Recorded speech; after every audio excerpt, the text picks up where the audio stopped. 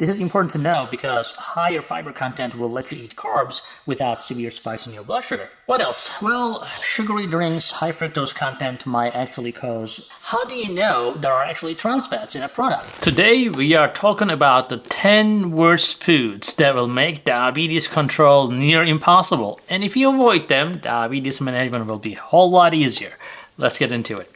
I'm Dr. Ahmet Ergin, your endocrinologist, your diabetes specialist on YouTube, and for some of you in real life. Like you know, diabetes has reached pandemic proportions as a chronic condition.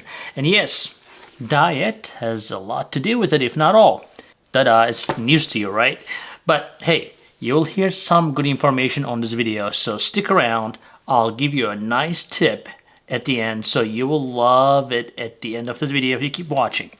In addition to heart disease, kidney disease, and blindness, uncontrolled diabetes has a bunch of ugly consequences. So why are we concerned with these foods? They're delicious, right? Why not just enjoy our life? Well, because of their effect on raising your blood sugar and the insulin levels, causing a lot of inflammation in your body and increasing your risk of disease. So not just diabetes, but a whole lot more disorders such as heart disease, cancer, etc. In other words, if you keep eating these, you will enjoy your life, but it's not going to last too long, or you may be living your life in pain and suffering if you end up with diseases such as diabetes or chronic conditions that I talked about. So don't worry though. I am not here to tell you to quit everything that you love or to say everything is bad for you. I'm just going to open your eyes to the horrible foods that you may be eating and thinking that they're actually good for you. And yes, a lot of good foods people with diabetes or pre-diabetes should steer clear, and I'm going to talk about 10 of them today. And yes, if you do so, I think you'll be good to go. So when it comes to those with diabetes, why is carbohydrate intake is so important, right? Think about the macronutrients such as carbohydrates, protein, and fat that gives you the energy. Well, carbohydrates by far the most detrimental to your blood sugar levels, like you know. That's because they are pretty much absorbed to your bloodstream. You know, they're broken down no matter what it is, sugar or carb. I'm not saying the carbs are evil here. I'm just saying they're also an important part of your diet, but you have to be careful about what type of carbs you consume. Starches, sugar, fiber, they're all carbs. But fiber, on the other hand, is not even digestible, and it slows down the absorption in your body. So it doesn't raise your blood sugar as much.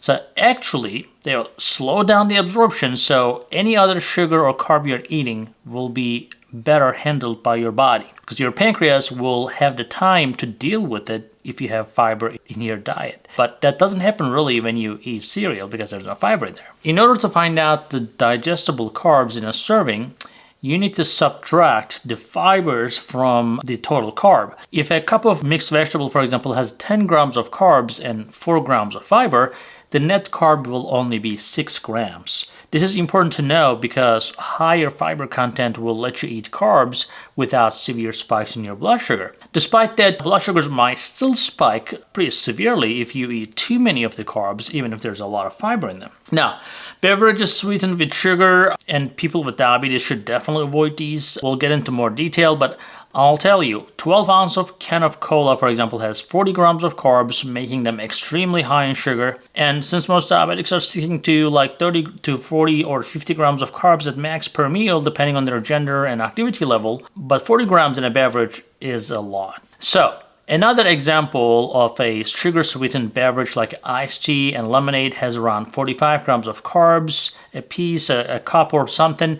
8 ounces of soda, for example, or an apple juice has 25 grams of carbs. So most of these are loaded with fructose syrup, which is linked to insulin resistance and diabetes.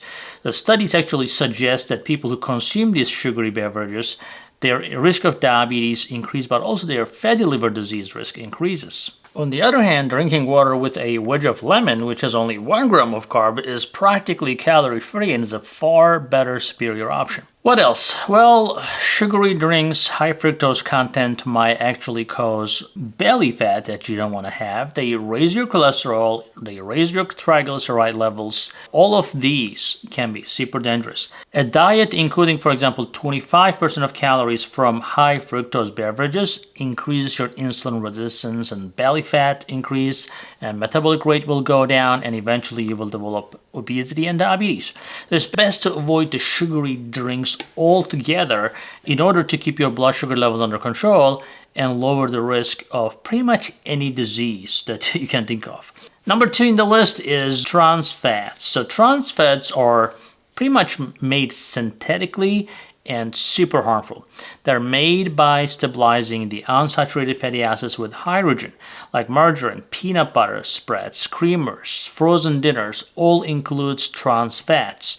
And the manufacturers of baked goods, such as like the crackers or muffins makers, they typically add preservatives to help increase the shelf life of their product. And in spite of the fact that the trans fats don't directly increase your blood sugar levels, they have been associated with increased inflammation, insulin resistance, and belly fat, as well as lower HDL cholesterol levels and cardiovascular risk increase, and of course, diabetes.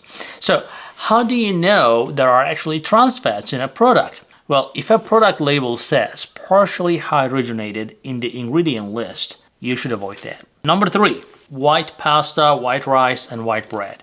So all those whites, processed foods, they are high in glycemic index. So people with type 1 and type 2 diabetes, if their blood sugars are already high, they should definitely avoid eating bread, bagels, and all the refined flour products. This isn't limited to refined white flour-based items. The researchers actually found that even the gluten-free pasta, etc., they raise up your blood sugars and so forth. Another study, for example, indicated that people with type 2 diabetes and mental disabilities had actually a lower brain function after eating foods high in carbs.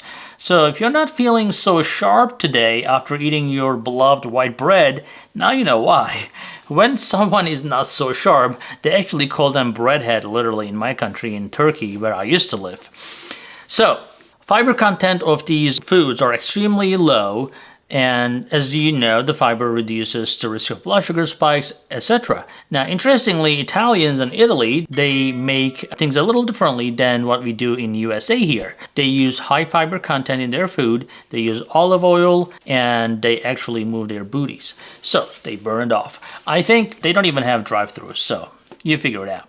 As you must know by now, the swapping out low fiber foods with the high fiber ones will lower your blood sugars for sure. Diabetics will also see a drop in their cholesterol as the fiber binds the cholesterol, and as a result, the insulin resistance goes down. What else does high fiber content do? Well, it improves your gut flora, which is extremely important for your overall health. The next one that is bad for you is yogurt with fruit flavors.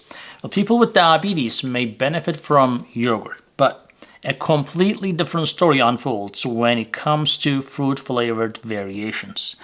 In general, flavored yogurts are manufactured with non-fat or low-fat milk and contain significant amount of carbs and sugar. Approximately like 60% of calories in 1 cup of a serving of a fruit-flavored yogurt come from sugar. Isn't that crazy? I'd rather stick with my high-fat plain creamy Greek yogurt, and guess what? Fage is my favorite brand. It's super creamy. Here's another thing. Frozen yogurt is viewed as a healthier alternative to ice cream by many people. However, it is possible that it contains as much sugar as ice cream, if not more. So don't get deceived there. I would say choose plain whole milk yogurt instead of high sugar flavored yogurts that can spike your blood sugar and insulin and can harm everything that you're dealing with, your cholesterol, diabetes, and even your guts. So plain whole milk contains a lot less sugar, although it has some natural carbs, but it's a lot better than the flavored ones. The next one in the list, which is the 5th one, is breakfast cereals with added sugar. So if you have diabetes, starting your day with cereal is one of the worst things you can do. No matter how good for you they claim to be, most cereals are loaded with sugar and carbs. They also supply very little protein, which is a nutrient can help you feel full and satisfied for a long time, and help maintain the stable blood sugar levels throughout the day. For diabetics, even healthy breakfast cereals are not the best option, so stay clear of that. For example, granola has 44 grams of carbs in a half cup of serving, and also each serving contains no more than 7 grams of protein. So most cereals should be avoided in favor of protein-based low-carb breakfast to help manage the blood sugar and curb your appetite. So we have a best breakfast video, so I would say watch that one after this one. Number 6, coffee drinks with flavorings. Now, a lower risk of diabetes has been associated with drinking coffee. Don't get me wrong. You may know this if you have watched our other video about the coffee and diabetes. But fancy coffee drinks, on the other hand, like the ones you get in the almighty Starbucks store, should be seen as a liquid dessert rather than a nutritious drink. The brain does not handle liquid also as well as solid foods. So when you consume calories through beverages, you do not make up for it by eating less later, which could result in weight gain. So do not get your calories through liquids. Carbohydrates are a lot in those flavored coffee drinks. I'll give you an example. Starbucks, for example, a 16 ounce of caramel macchiato, which is around 500 cc, has around 60 grams of carbs, whereas the blonde vanilla latte has around 30 grams of carbs in the same serving size. I would say choose regular coffee or espresso with a tablespoon of heavy cream or half and half to keep your blood sugar under control and prevent the weight gain. But remember, when you have diabetes, you need to account for small blood sugar rise due to caffeine in the coffee that may raise your adrenaline, especially in the mornings. Number 7, maple syrup, honey, or agave nectar. These are almost as bad as white table sugar and like candies or cookies. They're all pretty much the same. They are different type of sugar, but they're all sugar and they will raise your blood sugar. So they are all examples of natural sugars and they do not really have a lot of fiber. So they're not like processed white sugars. They're a little bit better, but they're still significantly spike your blood sugar, so stay clear of them. Number 8, dried fruits and berries. Now, fruits and berries are fine, right? But a different story with the dried ones. So vitamin C, potassium, all this good stuff that comes, vitamins and minerals and antioxidants with the fruits are great. But the dried fruits has a concentration of these nutrients, and since the water is removed, everything becomes more concentrated. Well, that also means that the sugar concentration increases in them as well. For example, grapes will include 27 grams per cup with a little fiber in there, but 1 cup of raisins with the same thing, dried, 145 grams. So that's drastically different. So you really have to watch out your portion if you are eating dried fruits, and if you cannot watch your portion, just not worth it. Don't eat it at all. I mean, the raisins have 4 times as much carbs as grapes. Think about that. This is crazy. The carb content of some of the other dried fruits also higher than the regular fresh fruits, so stick with your fresh fruits if I were you. Eating like fresh berries or little apples and pears and oranges with minimal sugar content will help you lose weight, also keeping your blood sugar in check. What is next? Well, the snacks that are in containers. A bad snack example would be something like a pretzel or crackers that have been packaged. Why? Because they feature a lot of fast digesting carbs that can quickly elevate your blood sugar levels, and often they are manufactured with refined flour. In reality, the carbohydrate content of these items may be higher than what they list on the nutrition label, because studies actually show that those snack items include 10% more carbs than they advertise. So it is best to consume a handful of almonds, for example, or a few low-carb vegetables with an ounce of cheese or something when you're hungry in between meals. And if you can, just stop snacks altogether. That will be the best.